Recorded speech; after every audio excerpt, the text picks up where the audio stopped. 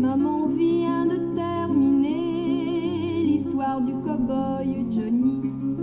Petit Pierre l'a écouté, s'est endormi. Dans le ciel, la lune, lui, éclairant le petit lit où l'enfant a souri en retrouvant Johnny. Il est dans la pampa, sa monture n'est plus de bois, plus de rue, plus d'auto, mais de l'herbe et des chevaux. Il rattrape au lasso les fuyards de son troupeau. Johnny à ses côtés s'est gaiement mis à chanter. Oh, oh, oh, oh, oh. Tous les chevaux sont rentrés lentement, la nuit est tombée. Cependant Cowboy City n'est pas endormi car le bar est éclairé. Le village est réuni, le shérif est arrivé en compagnie de Johnny. Le bal a commencé, les guitares ont déchaîné, harmonica, violon, banjos et accordéon. La danse est endiablée entre deux verres de whisky, éclate des youpi. Mais Pierrot s'est réveillé.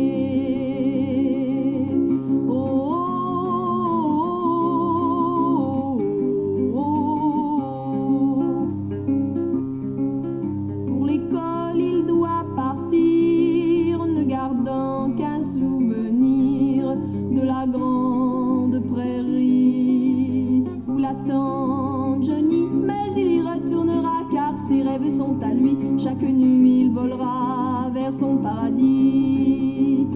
Il y retrouvera les fiestas, les rodéos, les chants de la pampa, Johnny et son grand chapeau. Plus tard quand les soucis auront envahi sa vie, le souvenir de Johnny sera plus doux qu'une amie. Oh, oh, oh, oh, oh.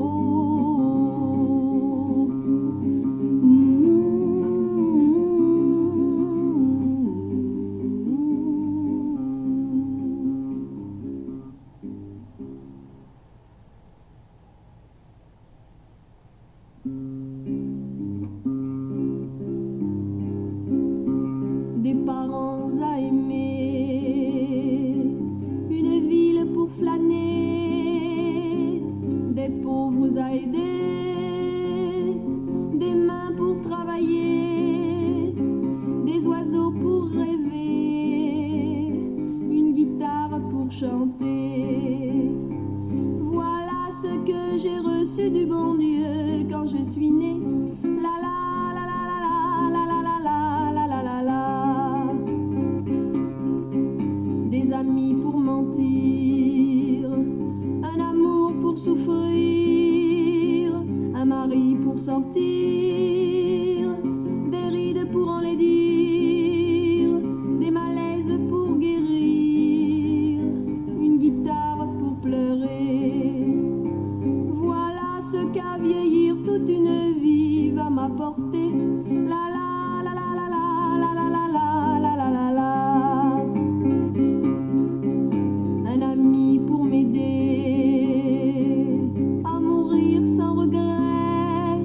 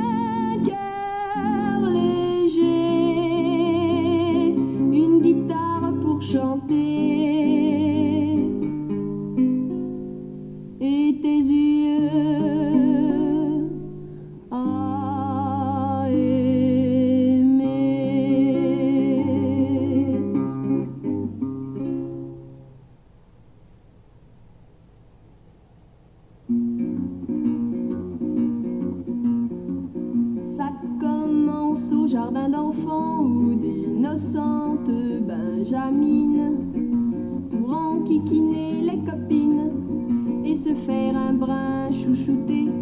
Offre à la maîtresse des bouquets, des caramels ou des pralines. On les retrouve à 18 ans dans des bureaux impressionnants où tout marche tambour battant. On y reste obscur, on végète, mais pour obtenir des galons, ces ineffables bergerettes sont gentilles avec le patron. Et les vieux qui nous aiment bien n'ont pas connu, c'est évident, tous nos petits embêtements. Au seuil d'un capricieux printemps, un luxueux adolescent vous fait dessous de boniment. On est prêt au saint sacrifice, mais la chèvre au cœur ambitieux, par on ne sait quel artifice, escamote votre amoureux. Et c'est ainsi toute la vie, ces éternelles inassouvies, ces accapareuses de tendresse, sans vergogne et sans gentillesse, écrasent les faibles et les gênants. Ça commence au jardin d'enfants. Et les vieux qui nous aiment bien ont reconnu fort tristement, c'était pareil de notre temps, c'était pareil de notre temps.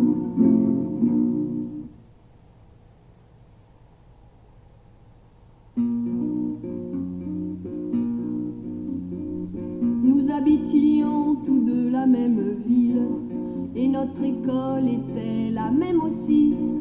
Le soir venu, les garçons et les filles sur le trottoir discutaient en amis. Tu étais le costaud de première classique, j'étais une cigale au cœur plein de chansons. Le bac nous paraissait l'examen diabolique qu'il fallait réussir pour le camp, dira-t-on. Oh mon grand camarade, rempli de gentillesse, si nous partions ensemble au long des chemins creux, je confierais mon sort à ta folle jeunesse, et ma main dans ta main, nous marcherions joyeux. Et ce serait tant pis pour la géographie qu'on apprenait dans les livres, nous serions deux copains contents de voyager par les routes enchantées. Notre amitié est l'image légère du joli temps où nous étions heureux. Quand tu faisais l'école buissonnière, je t'admirais, te croyant audacieux. Tu ne sécheras plus le cours d'histoire de France, tu ne me verras plus demain, tu vas partir. Pourtant je serai là dans ton adolescence, lorsque tu classeras tes chers vieux souvenirs. Nous souffrirons souvent, mon gentil camarade, car la vie nous attend pour nous mettre en prison. Les bourgeois n'aiment pas beaucoup la sérénade, et moins encore peut-être l'esprit François Villon. Nous nous retrouverons enfin devenus sages, bouffis de préjugés bourgeoises à notre tour, et nous saurons comme nous imposer l'usage de regretter l'école, nos printemps, nos beaux jours. Avant de devenir des grinches mécontents, exaltons notre joie de vivre. Tra-la-la-la, la-la-la-la, la-la-la-la-la-la.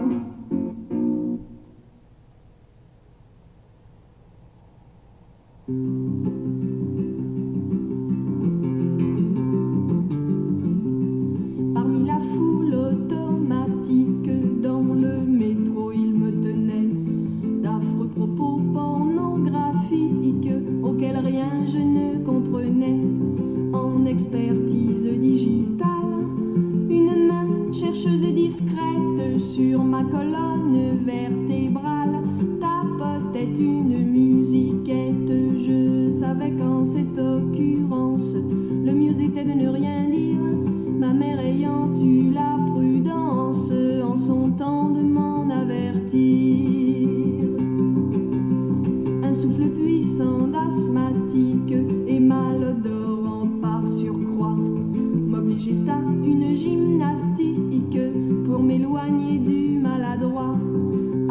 frétiller de la sorte. Une dame en courroux s'écria pour la bagatelle de la porte. Elles sont championnes à cet âge-là.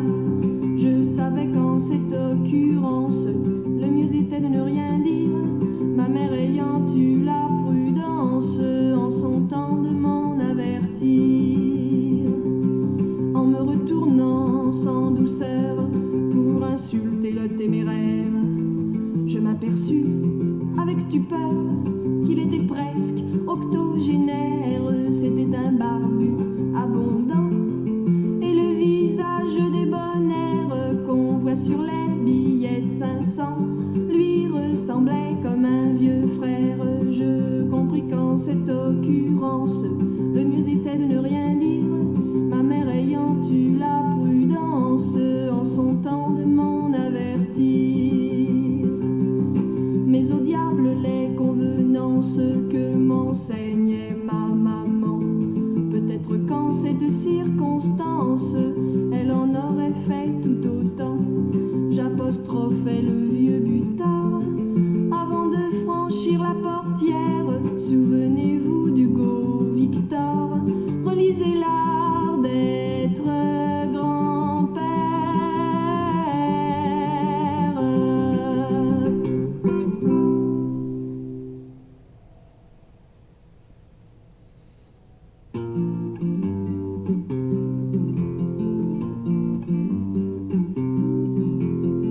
Au printemps de la vie, on joue sans se lasser ni se préoccuper des fonctions naturelles. Vient le moment précis, mais on est si pressé qu'on déposerait bien ça sur le jeu de Marelle. On voudrait, on ne peut pas faire son pipi partout comme le chien de grand-mère. On voudrait, on ne peut pas, il y a des petits coins bâtis exprès pour ça.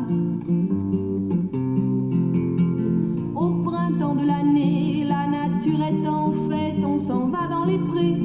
On chante, on batifole, le soleil vous inspire, mais le garde champêtre à coups de pied dans les reins vous ramène à l'école. On voudrait, on ne peut pas, empaler le bonhomme sur le paratonnerre. On voudrait, on ne peut pas, car la peur du gendarme nous arrête en bas. Au 14 juillet, quand on cuit tout fondu, la vie serait plaisante, disons-le sans conteste. Si l'on pouvait sans crainte assister à la revue dans le grand uniforme du paradis terrestre. On voudrait, on ne peut pas, se promener librement et tout nu comme un ver. On voudrait, on ne peut pas, la civilisation empêche de faire ça. Pour traverser la vie sur la bonne galère, l'est un petit monsieur qui beaucoup vous plairait. Il est loin d'être beau, mais il est millionnaire. Faudrait faire des avances, on n'osera jamais. On voudrait, on ne peut pas, on en a pourtant marre d'être célibataire. On voudrait, on ne peut pas, par timidité on rate ces affaires-là. Quand l'hiver est venu, que les cheveux sont blancs, si la tête est solide, la mémoire fidèle, on se souvient encore de ces folies d'antan qui faisaient bouillonner notre pauvre cervelle. On voudrait, on ne peut pas, c'est toute la tragédie des humains de la terre. On voudrait, on ne peut plus que regretter à jamais le temps perdu.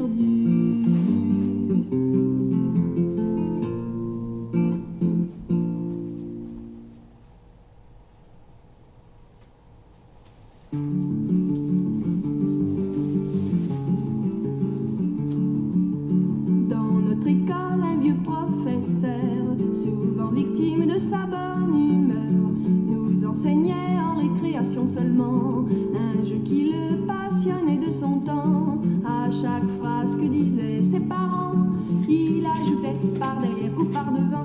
Le brave homme ne se doutait pas qu'en nous enseignant ce jeu-là, il signait la condamnation de toutes ses prochaines leçons. Le nez de Cléopâtre eût été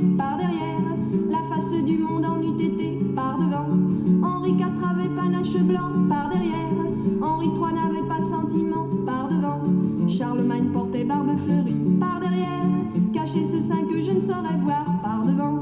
Des monts déchaînés, nous étions tous par derrière, au visage pur d'enfants charmants par devant.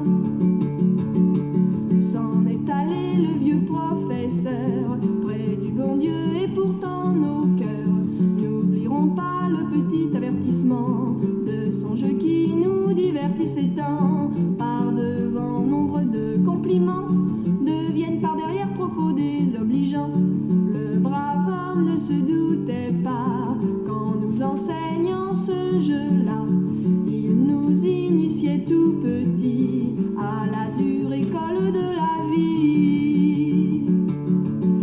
Que de recommandations m'a-t-on fait par derrière lorsque devait m'être présenté par devant? Des fripouilles, des brigands m'assurait-on par derrière, mais qu'amicalement on appelle vieux frères par devant. Les vieux frères en question m'avaient prévenu par derrière de me méfier de ceux qui me prévenaient par devant. Mieux vaut que la franchise reste par derrière, un brin de mensonge est plus utile par devant. L'amour est l'exception qui nous fait dire par derrière des choses aussi jolies que celles qu'on dit par devant.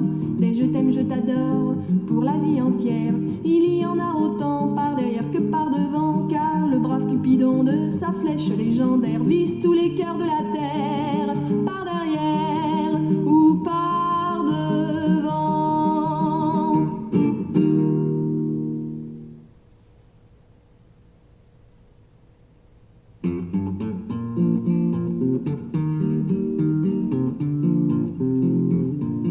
Tu as 18 ans, tu peux sans te observer tout un chacun, mais hélas, si tu le comptes enfant prodige, tu deviens.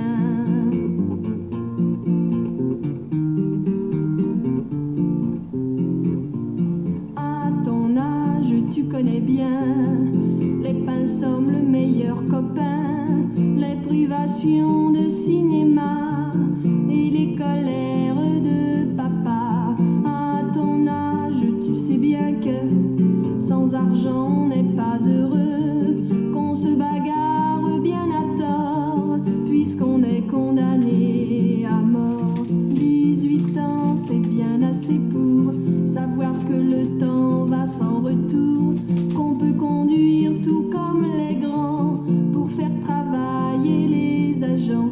Tu as 18 ans, tu peux sans te observer tout un chacun, mais hélas, si tu le comptes enfant prodige, tu deviens.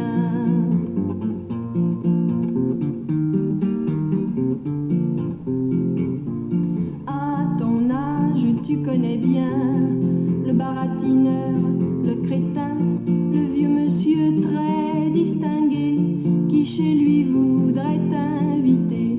À ton âge, tu sais bien que la chance n'a qu'un seul cheveu, qu'il faut bien vite s'y accrocher, ne pas la laisser s'envoler.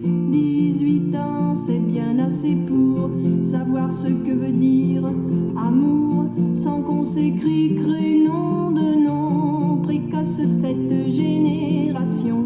Tu as 18 ans, tu peux sans te observer tout un chacun, mais hélas, si tu le comptes enfant prodige, tu deviens.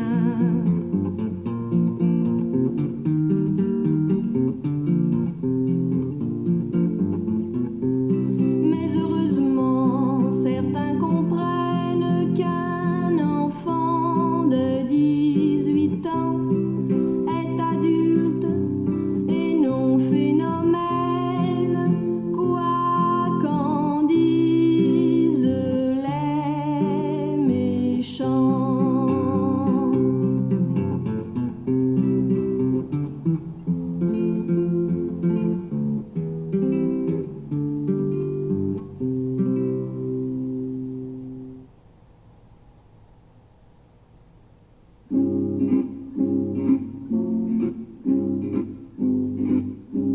Quand tu es venu à Paris pour la première fois, tu ne parlais que le danois.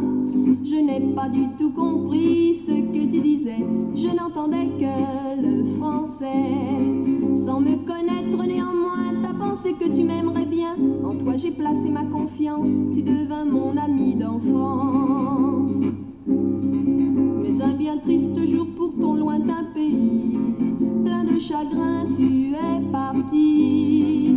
Dans 5 ans m'as-tu dit avec un gros soupir, vers toi je pourrais revenir. Comme je t'aimais bien de sang-froid, j'ai bravement appris le danois. De ton côté tu m'écrivais, maintenant je parle français.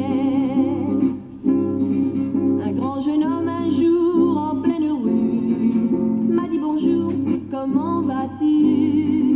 C'était bien toi, comme tu avais changé. Gentiment tu m'as embrassé. Bien sûr maman a accepté quand tu es venu lui demander la main de celle que tu aimais, en danois et puis en français. Je t'aime beaucoup mais quelquefois je repense au petit danois qui sans bien pouvoir s'exprimer m'a fait connaître l'amitié.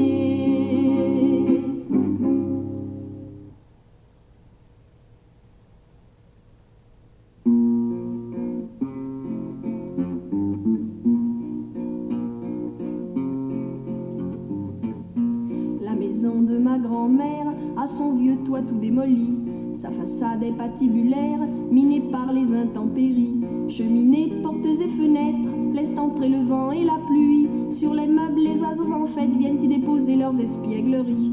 Et pourtant, ma grand-mère n'a jamais voulu la faire réparer.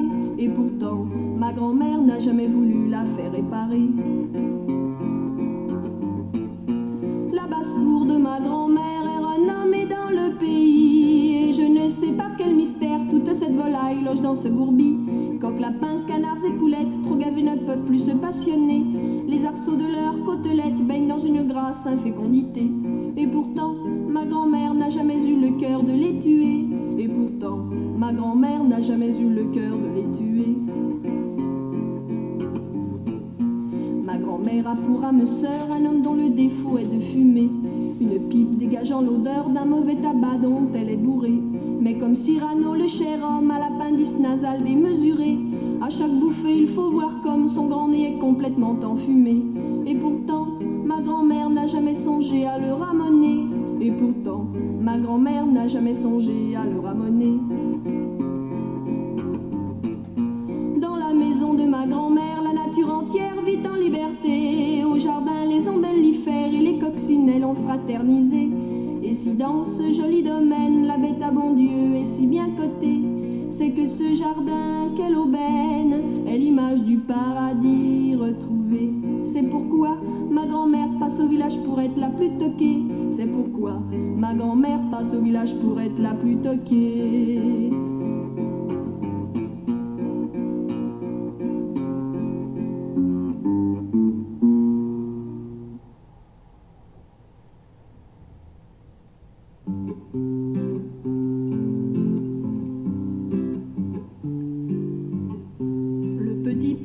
De mes rêves, lorsque je n'avais pas 10 ans, avait boucles blondes et brèves et bel habit de satin blanc. Au menuet du roi de France, quand il m'invitait à danser, il me donnait la révérence et me grisait de mots légers.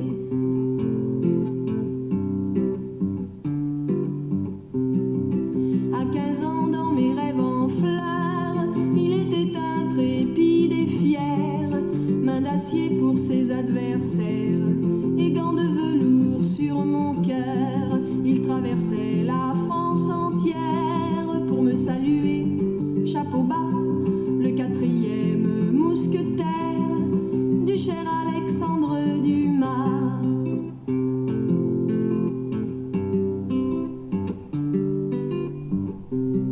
Rêve de grandeur éphémère, rendez-vous nocturne et charmant avec nos héros légendaires qui font battre les cœurs d'enfants.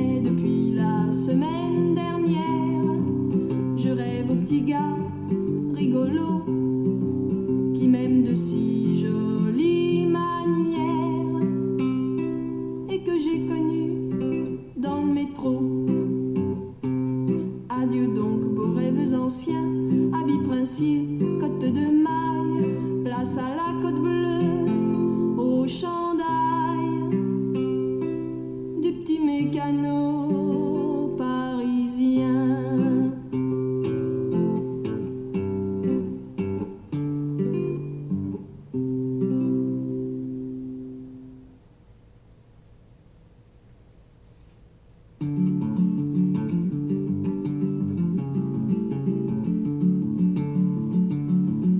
Démarre une jeune fille, le visage inondé de larmes, regarde partir l'homme de sa vie qu'elle sait ne plus revoir. Je n'aimerai jamais que toi, l'amour n'existe plus pour moi. Oh comme je hais ce maudit train qui pour toujours t'emporte au loin. Un train démarre, les trois garçons, le visage inondé de joie, chantent des chansons, heureux de partir pour des vacances de 3 mois, sur lesquelles leurs parents ont dit: soyez prudents, mes chers petits. Ils ont promis, comme toujours, nous vous écrirons tous les jours. Dans les trains, dans les gares, on promet l'impossible car la joie ou le chagrin du départ prochain font que l'on est ou bénit le train qui part, qui part. Un train démarre, les trois garçons, rassasiés de rires et chansons, vont retrouver Paris, leurs parents et amis auxquels ils ont si peu écrit. Un train démarre, la jeune fille, le visage inondé de joie, un autre homme de sa vie qu'elle oubliera peut-être aussi. Les promesses que l'on fait dans les gares s'envolent dans la fumée du train qui part, qui part.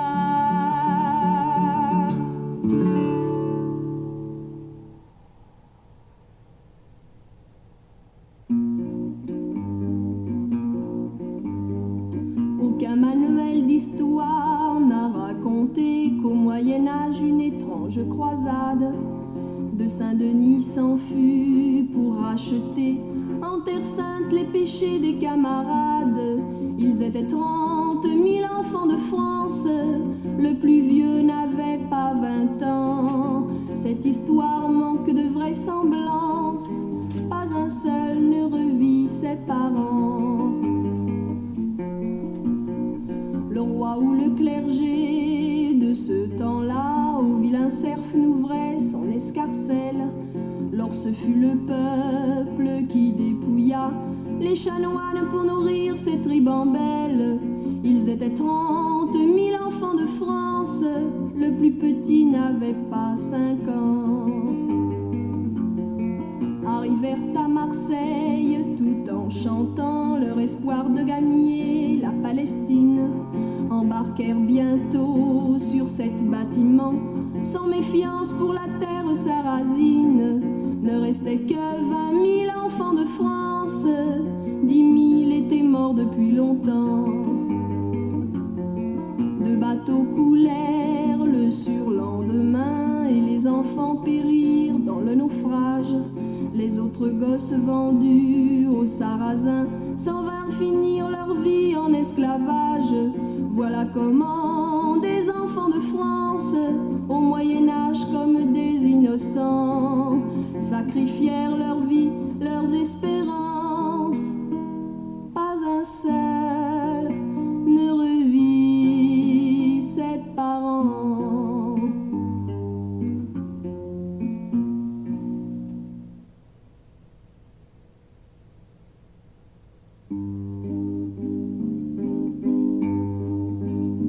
Ce soir, le vent souffle et les feuilles s'envolent. Le ciel est encore bleu, mais les oiseaux s'en vont.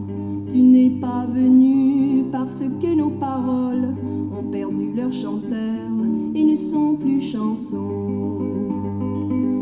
Notre amour a connu la naissance et la mort de saisons qui a quatre ont formé une année. Maintenant que la nature est toute rouillée, notre amour sans soleil, sans chaleur, s'endort. Ce soir le vent souffle et les feuilles s'envolent. Le ciel est encore bleu, mais les oiseaux s'en vont. Tu n'es pas venu parce que nos paroles ont perdu leur chanteur et ne sont plus chansons. Mais après les rafales, les bourrasques et les pluies, le soleil reviendra réchauffer tous les cœurs. Lorsque tu seras là, m'aimant plus que ta vie, notre amour renaîtra comme les arbres en fleurs.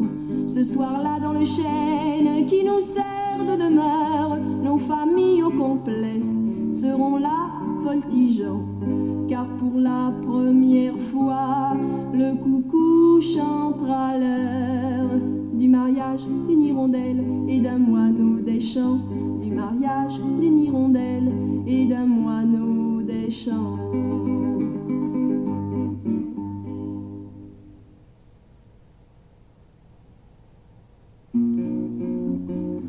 Tu me dirais que le chat de gouttière, pour charmer ses loisirs, apprend notre alphabet, que le charbon est blanc, le sable vert.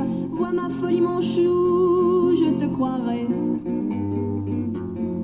Tu me dirais avoir vu Charlemagne en compagnie de Molière et Rabelais, que la tour de Babel est en Espagne. Vois ma folie, mon rat, je te croirais.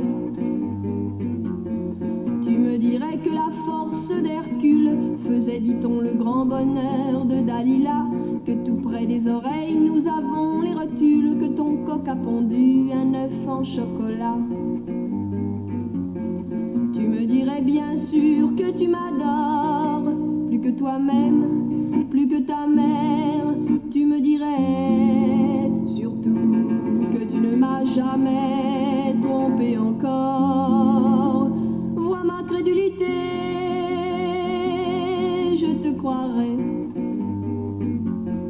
Un jour enfin guéri de mon aveuglement, à t'entendre mentir, je me fatiguerai. Prends bien garde, chérie, si tu m'aimes vraiment, je ne te croirai plus, jamais, jamais.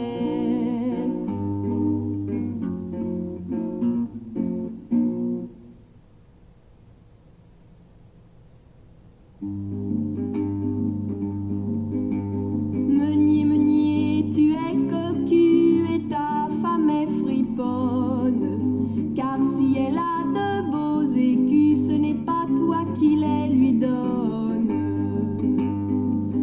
Ton histoire nous met bien en joie, tu es un meunier populaire, mais la ronde enfantine éclaire a pris trop de gants avec toi.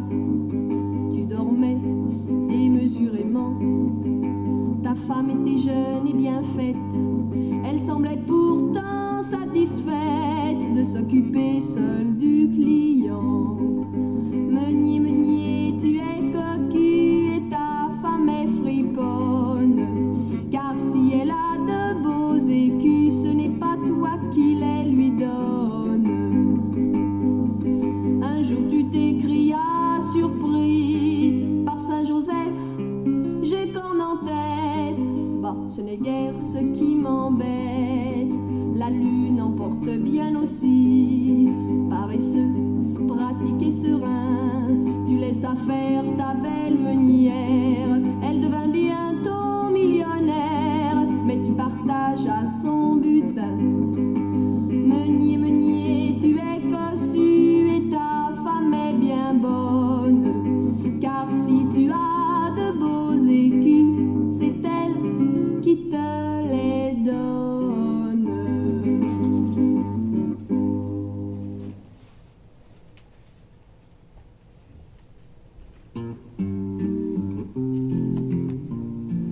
M'ont-ils assez menti lorsque j'étais petite, les braves gens qui m'aimaient ou qui faisaient semblant quand je leur demandais pour être plus instruite comment on doit s'y prendre pour avoir des enfants. Un surprenant conseil me vint d'un pensionnat où l'on disciplinait ma jeune turbulence. Une maîtresse attardée dans un vieux célibat me disait: si tu pries avec persévérance, le bon Dieu par la poste t'enverra ses courus, des bébés aussi beaux que son petit Jésus.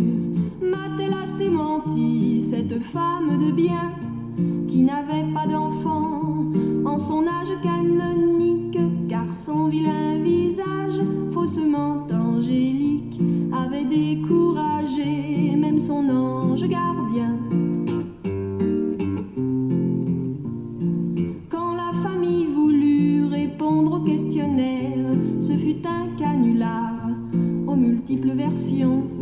Si les filles vagissaient dans les roses trémières, dans les gros choux frisés, on trouvait les garçons.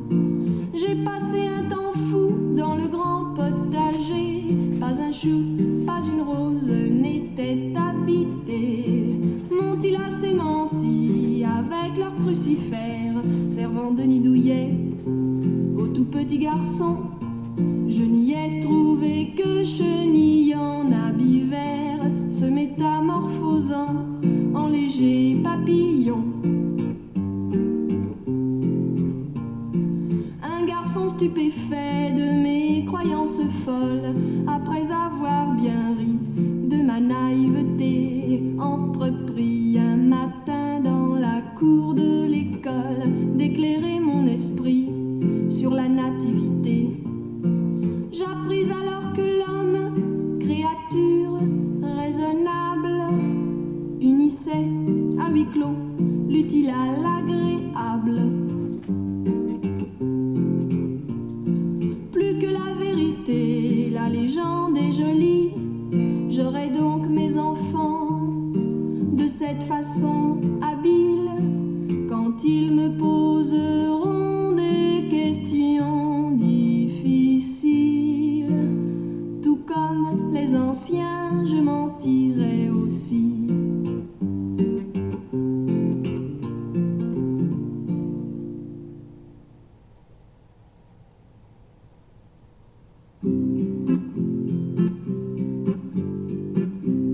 Les montagnards dans leur langage t'appelaient la fille du feu. Le berger, l'ermite et le sage empruntaient ton corps généreux à courir la prétentaine par les monts, par les vallées. Tu brûlais ta vie, Madeleine, Madeleine des Pyrénées. Les commères me disaient bien de te fuir ainsi qu'un démon, mais je t'aimais comme un bon chien depuis tant et tant de saisons.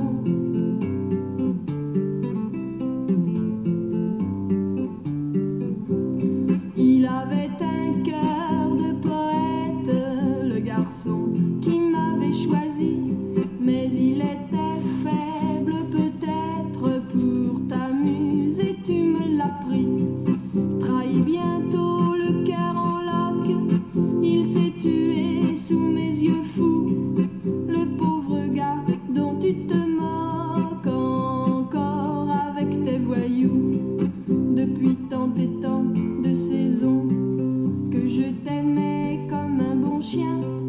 Avais-tu le droit, sans raison, de me faire tout ce chagrin?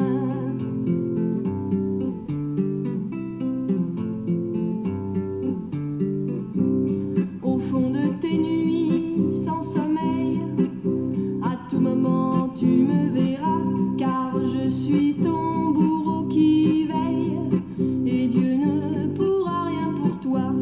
Ivre de haine, je viendrai pour lentement t'assassiner, déchirer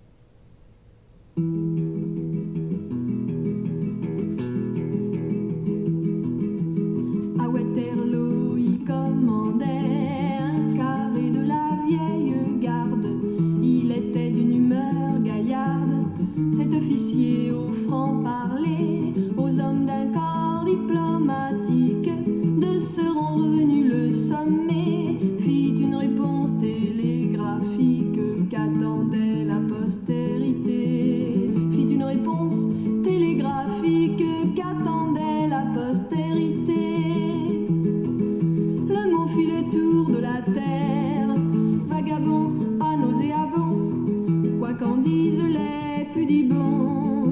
Mais dans une langue étrangère, il semble exilé en prison. Tandis qu'en France, il est chez lui. Ne discutez pas l'évidence, la preuve, il est de toute urgence de l'apprendre à nos tout petits. Au début, le gosse est docile, il dit bien maman dodo. Mais quand ça n'est plus rigolo, la petite larve imbécile devient sourde comme un vieux pot. Le père présumé s'époumonne, la moutarde lui monte au nez. Il lève des bras désespérés en braillant le mot de Cambronne.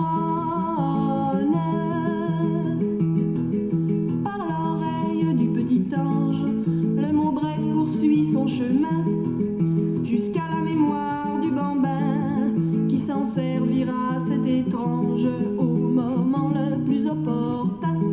Et la famille jubilera lorsqu'elle comprendra que déjà, en escamotant une consonne, bébé dit le mot de Cambronne.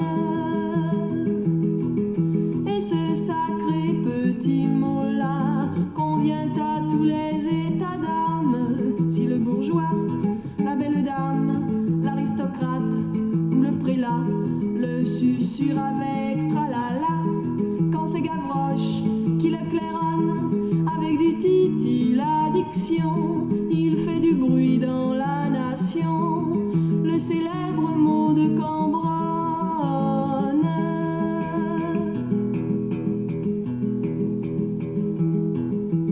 À Waterloo, il commandait un carré de la vieille garde.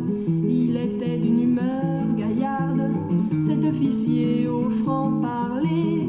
Et pour remercier son héros, la douce France polissane a fait une station de métro au nom du général Cambronne. A fait une station de métro au nom du général Cambronne.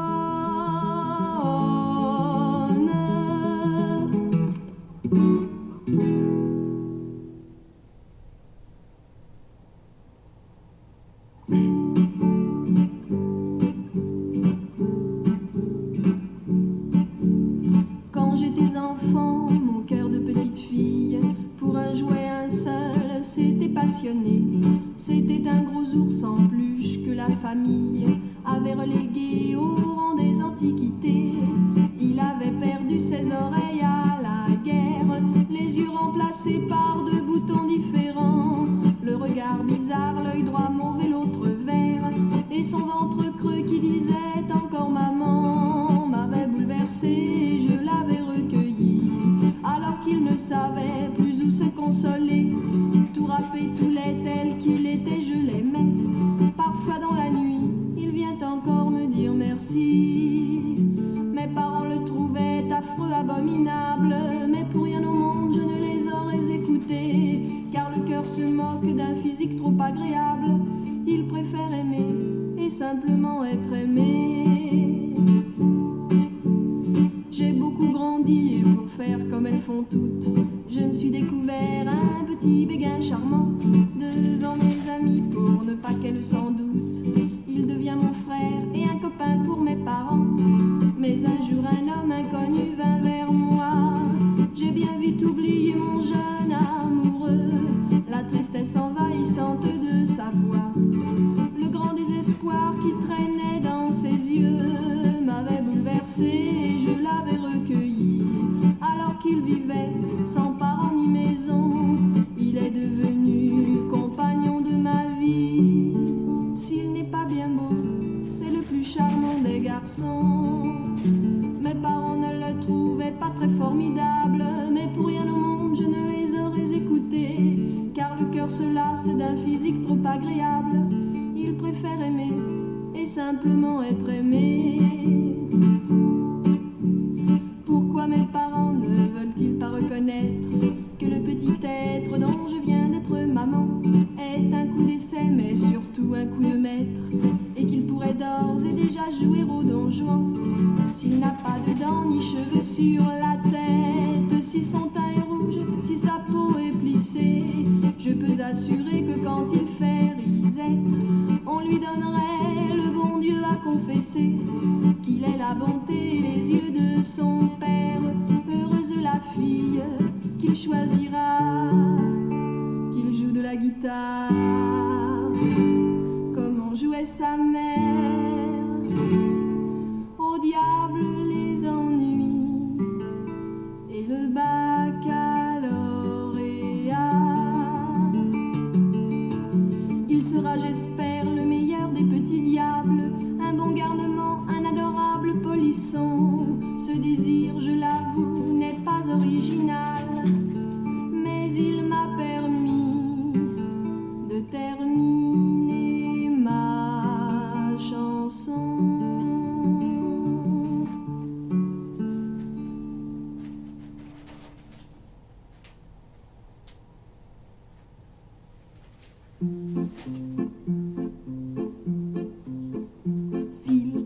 S'il travaillait tout le jour, dans le fond profond d'une mine. S'il travaillait tout le jour, dans le fond profond d'une mine de charbon, il espérait un jour, un beau jour, voir le jour qu'il vit, lorsqu'il vit le jour. Mais chaque soir voyait son espoir diminuer, car jamais on ne l'avait fait remonter. Ô toi, petit cheval de misère, que l'homme entraîna dans un puits, tu sais bien que là-haut tes frères voient la lumière de la vie. Dans le noir de ton domaine, la crasse consolide ta peine. Pourtant parfois dans ton sommeil, tes rêves parlent de soleil. S'il travaillait tout le jour, dans le fond profond d'une mine. S'il travaillait tout le jour, dans le fond profond d'une mine de charbon, il espérait un jour, un beau jour, voir le jour qu'il vit, lorsqu'il vit le jour. Il fit bien d'espérer, car pour le reposer, un matin d'été, les mineurs l'ont remonté. Grisé d'espace et de lumière, ainsi quelque temps il vécut. Mais un triste soir sous la terre, l'homme noir l'a redescendu.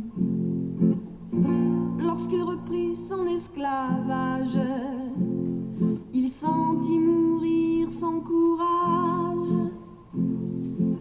C'est pour ça que dans son sommeil, peu à peu s'enfuit le soleil. S'il refusait de travailler tout le jour, dans le fond profond de la mine, il espérait ainsi faire la grève pour manifester aux mineurs son insoumission. Ce gréviste étonnant refusa les traitements, améliorant sa prime de rendement. Il fallut l'expulser et le faire remonter dans sa jolie prairie ensoleillée. Il galope tout le jour, loin du fond profond de la mine. Il galope tout le jour, loin du fond profond de la mine de charbon. L'étonnant a priori est l'homme est si bien compris, le bel espoir d'un petit cheval. Mais dans le fond c'est normal, car pour la pomme après tout le le monde sait que le cheval n'était pas dans le coup. L'homme travaille, il est puni. N'oublions pas que sans lui, tous les chevaux vivraient heureux au paradis.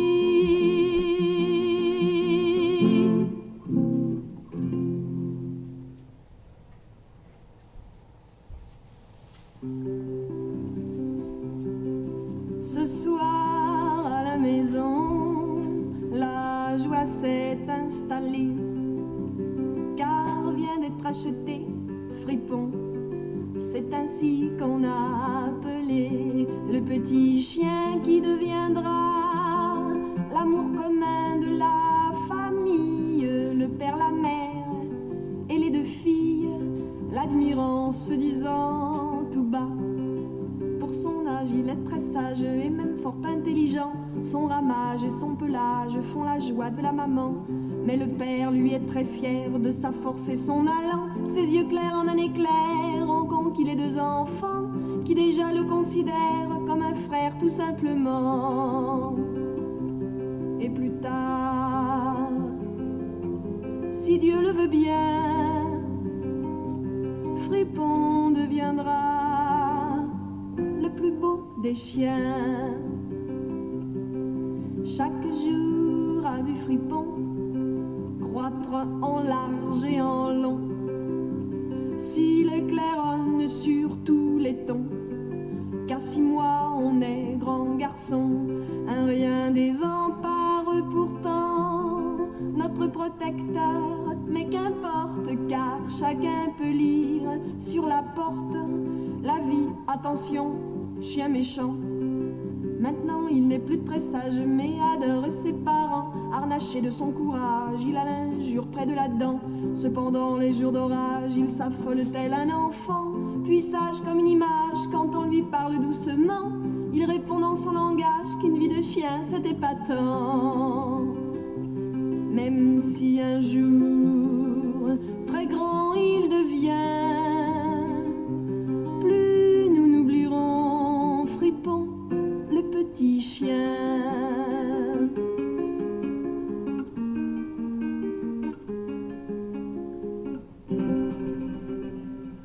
Ma chanson n'est pas terminée, mais Fripon, lui, s'en est allé. Il est parti, je n'avais pas fini de chanter, ni de l'aimer. Alors est morte aussi ma chanson. Elle est partie, avec Fripon.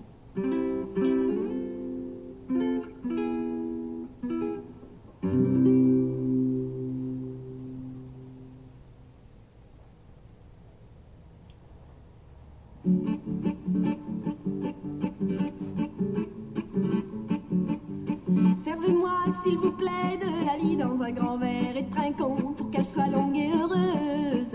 J'avalerai à moi seule toute une bouteille entière. En un mot, je boirai au goulot. C'est un petit refrain que fredonnait gaiement dans la rue un gamin qui me dit en passant: choisissez-le vous-même, le verre de vos souhaits. Et moi, comme je t'aime, je lui ai demandé: servez-moi, s'il vous plaît, de l'amour dans un grand verre et trinquons à toutes ces promesses heureuses.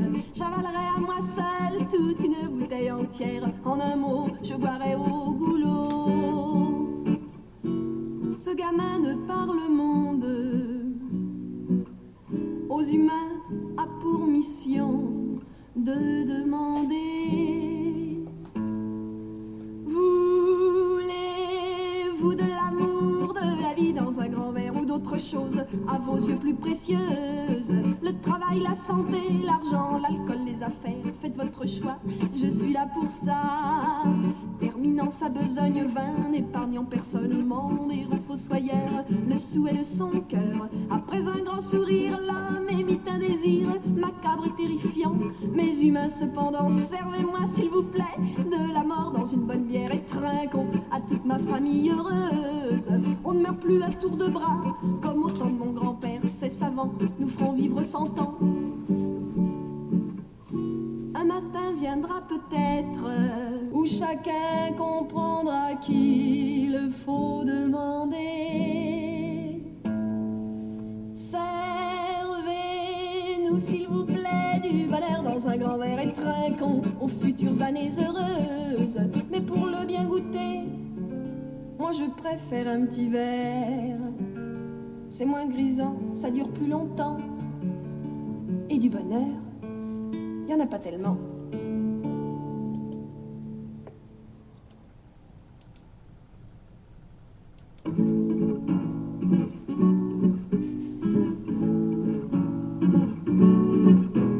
Pour que dans mon berceau on m'ait vêtu de bleu et que déjà très tôt on m'ait appelé monsieur, pour couper mes cheveux en brosse comme les Indiens et siffler dans la rue comme le font mes copains, pour grimper dans les arbres comme le faisait Tarzan avec un grand couteau serré entre les dents, pour être dans la fanfare, tambour ou hélicon.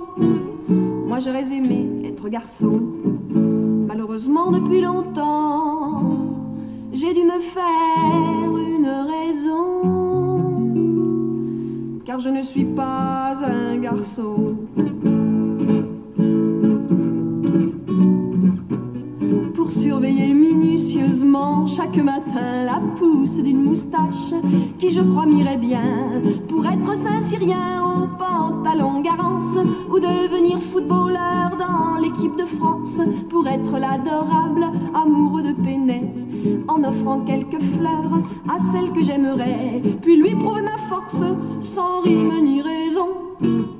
Moi j'aurais aimé être garçon, mais en naissant malheureusement m'attendait une déception, car je n'étais pas un garçon.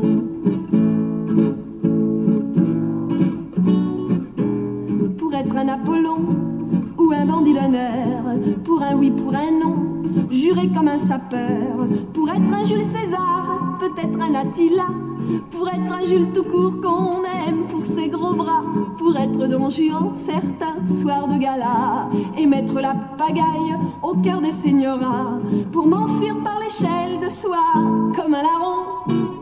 Moi j'aurais aimé être garçon, mais pour de multiples raisons que je n'ose plus dire dans ma chanson.